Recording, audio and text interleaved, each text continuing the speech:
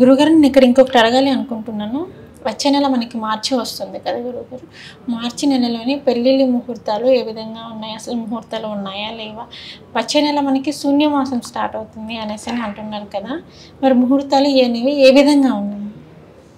ఇక్కడ మనకి తర్వాత వచ్చే పంచాంగాన్ని బట్టి ఆధారపడి ఉంటుంది. వచ్చే పంచాంగాన్ని ఇప్పుడు మనం చూడం, ఉగాది రోజు నాడు మాత్రమే దానికి ఆ పంచాంగానికి పూర్తి చేసి మనం చూస్తాం. కానీ అంటే ఉగాది లోపు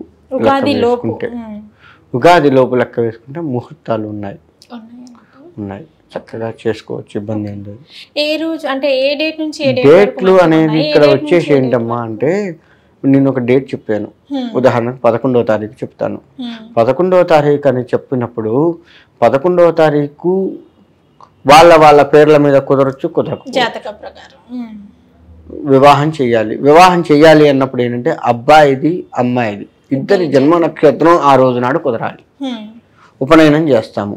ఉపనయనం చేస్తే తండ్రిది, తల్లిది, పిల్లవాడిది, ఈ ముగ్గురిది ఆ రోజు కుదరాలి. ఇట్లా ఉంటుంది. ఏదైనా షాప్ ఓపెనింగ్ పెడతాం, ఏదో వ్యాపారం ఏదో ఒక పెడతాము, దాని పేరు మనం ఏ పేరు అయితే పెడుతున్నామో ఆ పేరు నాడు ఆ పేరు నుంచి వచ్చే నక్షత్రము, ఆ రోజు వచ్చే నక్షత్రము కుదరాలి.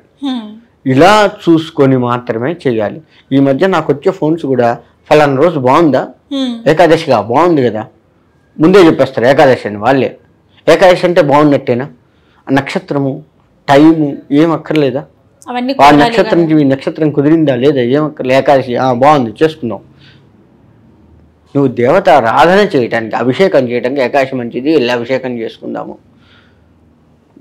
దేవాలయానికి ఏదైనా ప్రదక్షిణలు మొదలు పెడతాము ఆ రోజు నుంచి అనుకుంటే ఏకాదశి మొదలుపెట్టు, తప్పు లేదు, అట్లా తప్పు లేదు. కానీ దేవతా ఆరాధనలకు తప్పు లేదేమో, కానీ కొన్ని ఇప్పుడు నేను చెప్పినట్లు ఒక డేట్ చెప్తే శంకుస్థాపన చేస్తాం, శంకుస్థాపనకు కూడా ముహూర్త బలం ఉండాలి.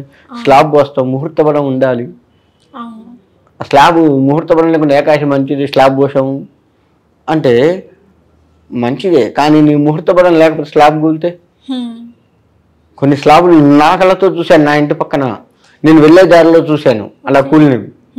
ఇష్టమైనట్టు కట్టుకోవటము, చేయటము, ముహూర్త బలం లేక వాడికి నచ్చింది ఏకాదశి మంచిగా ఉంది, పౌర్ణమి బాగుంది, పంచమి బాగుంది, సోమవారం బాగుంది, ఇట్లా అనుకొని వాడు స్లాబ్ వేసుకోవడము. ఆ స్లాబ్ అయ్యి అన్ని 20 రోజులకి 11 రోజులకి ఇప్పుతారు అదంతా సెంటరింగ్, కొన్ని రోజులకు కూలిపోవడం, ఇలాంటివి నేను చాలా చూశాను. ముహూర్త బలాలని చూసుకోవాలి, చూసుకొని చేస్తే కొంత మంచి జరుగుతుంది. అంటే స్లాబ్ అంటే స్లాబే కాదు, ఏ పని చేసినా గుడ్డిగా ఇది బాగుంది అని కాదు, మన నక్షత్రం నుంచి ఆ నక్షత్రానికి బాగుందా లేదా అనేది చూసుకుంటూ చేయాలి. నేను ఇందా చెప్పినట్టు 11వ తారీఖు ముహూర్తం ఉంది అంటే ముహూర్తం ఉందట ఫలానా టీవీలో చెప్తే విన్నాను, నేను ఆ రోజు నా పెళ్లి పెట్టుకుంటాను అంటే కాదు కదా. తేడా వస్తే ఆ టీవీ మనం అందరం ఇబ్బంది, ముఖ్యంగా ఆ దంపతులు ఇబ్బంది. మన సంగతి పక్కకు పెట్టు, ఆ దంపతులు ఇబ్బంది కదా.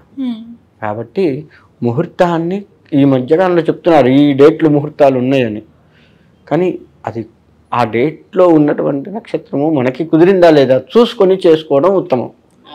అలా చేసుకోకపోతే నష్టపోయేది జనమే, ఎవరైతే అట్లా డేట్లు చూసుకొని చేస్తున్నారో వాళ్ళే.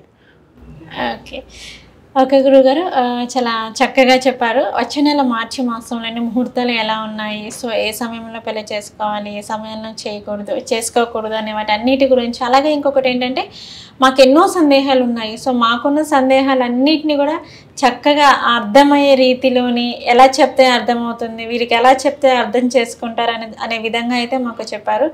నమస్కారం గురుగారు. షేర్ చేయండి, లైక్ చేయండి, సబ్స్క్రైబ్ చేయండి. మరిన్ని వీడియోల కోసం బెల్ సింబల్ పై క్లిక్ చేయండి.